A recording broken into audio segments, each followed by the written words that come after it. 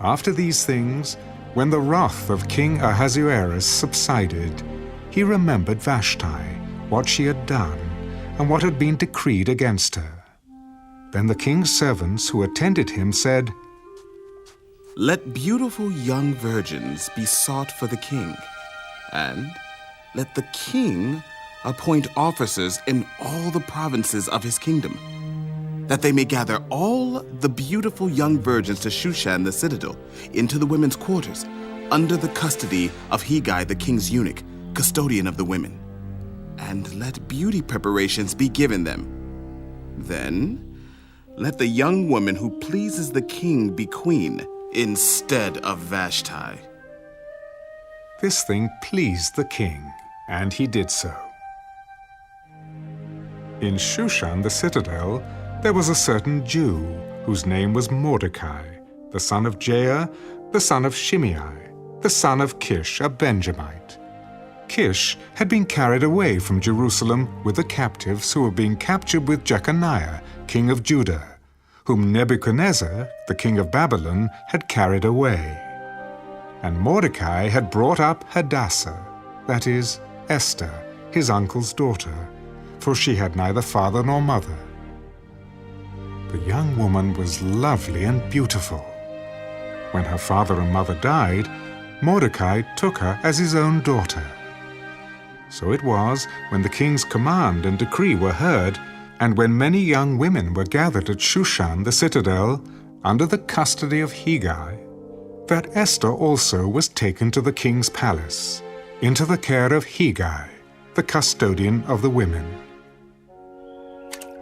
Now the young woman pleased him, and she obtained his favor.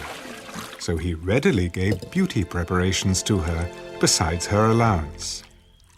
Then 7 choice maidservants were provided for her from the king's palace, and he moved her and her maidservants to the best place in the house of the women. Esther had not revealed her people or family, for Mordecai had charged her not to reveal it.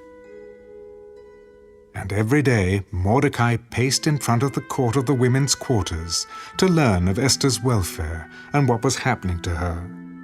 Each young woman's turn came to go in to King Ahasuerus after she had completed 12 months' preparation, according to the regulation for the women, for thus were the days of their preparation apportioned: 6 months with oil of myrrh, and 6 months with perfumes and preparations for beautifying women. Thus prepared, each young woman went to the king, and she was given whatever she desired to take with her from the women's quarters to the king's palace. In the evening she went, and in the morning she returned to the second house of the women, to the custody of Sheashgaz, the king's eunuch who kept the concubines. She would not go to the king again unless the king delighted in her and called for her by name. Now when the turn came for Esther, the daughter of Abihail, the uncle of Mordecai, who had taken her as his daughter, to go into the king, she requested nothing but what Hegai, the king's eunuch, the custodian of the women, advised. And Esther obtained favor in the sight of all who saw her.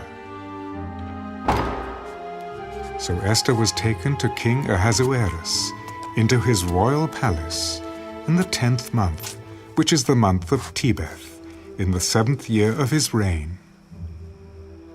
The king loved Esther more than all the other women, and she obtained grace and favor in his sight more than all the virgins. So he set the royal crown upon her head and made her queen instead of Vashti. Then the king made a great feast, the feast of Esther, for all his officials and servants, and he proclaimed a holiday in the provinces and gave gifts according to the generosity of a king. When virgins were gathered together a second time, Mordecai sat within the king's gate. Now Esther had not revealed her family and her people, just as Mordecai had charged her. For Esther obeyed the command of Mordecai as when she was brought up by him.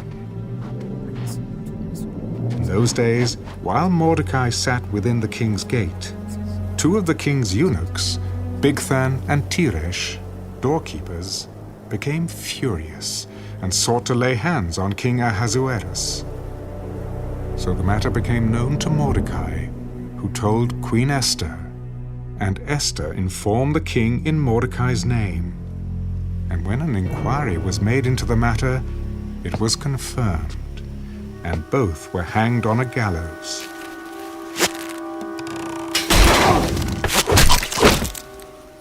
And it was written in the Book of the Chronicles, in the presence of the king.